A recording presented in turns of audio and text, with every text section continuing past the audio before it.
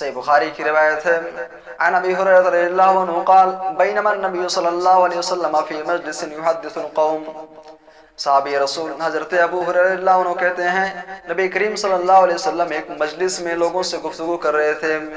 جاءہ اعرابی فقال متی الساعہ، اسی دوران ایک دیہاتی آدمی آتا ہے، ایک عربی آتا ہے اور سوال کرتا ہے کہ اللہ کے رسول متی الساعہ، قیامت کب قائم ہوگی، قیامت کب آئے گی، کب واقع ہوگی؟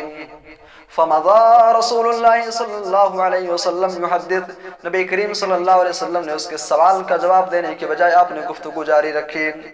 صحابہ کرام جب منظر دیکھا تو آپس میں وہ باتیں کرنے لگے۔ فقال بعض القوم، بعض صحابہ کرام نے کہا سمع ما قال فکرہ، نبی کریم صلی اللہ علیہ وسلم نے اس کا سوال تو سنا لیکن اس کا سوال ایسا تھا، اس کی سوال کی ناپسندیدگی کی بنیاد پہ نبی کریم صلی اللہ علیہ وسلم نے اس کے سوال کا جواب نہیں دیا۔ وقال بعضهم بل لم يسمع، اور بعض لوگوں نے کہا کہ نبی کریم صلی اللہ علیہ وسلم نے اس کے سوال کو سنا ہی نہیں۔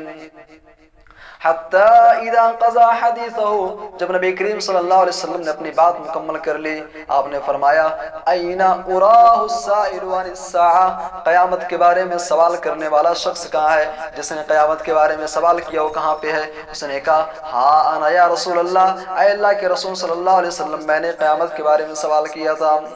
آپ نے فرمایا فَإِذَا زُيَّتِ الْأَمَانَةُ فَانْتَظِرِ السَّاعَةَ، جب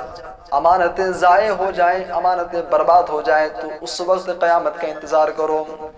اس نے دوبارہ سوال کیا وَكَيْفَ إِذَاعَتُهَا، اے اللہ کے رسول امانتیں کیسے ضائع ہوں گی، کیسے برباد ہوں گی؟ آپ نے فرمایا اِذَا أُسِّدَ الْأَمْرُ إِلَىٰ غَيْرِ أَهْلِهِ فَانْتَظِرِ السَّاعَةَ، جب امانتیں ایسے لوگوں کے حوالے کر دی جائیں، جب معاملات ایسے لوگوں کے ہاتھ میں دے دیے جائیں، جب حکومتیں اور مناصب ایسے لوگوں کے ہاتھ میں دے دیے جائیں جو اس کے حقدار نہیں ہیں، جو اس کے اہل نہیں ہیں، فَانْتَظِرِ السَّاعَةَ، تو پھر قیامت کا انتظار کرو۔ امانتوں کے ضائع ہونے کا مطلب یہ ہے کہ کسی ایسے معاملے کو ایسے انسان کے حوالے کر دیا جائے جو اس کا حقیقی معنوں میں حقدار نہیں ہے، تو یہ دراصل امانت کے ضائع ہونے کا مطلب ہے۔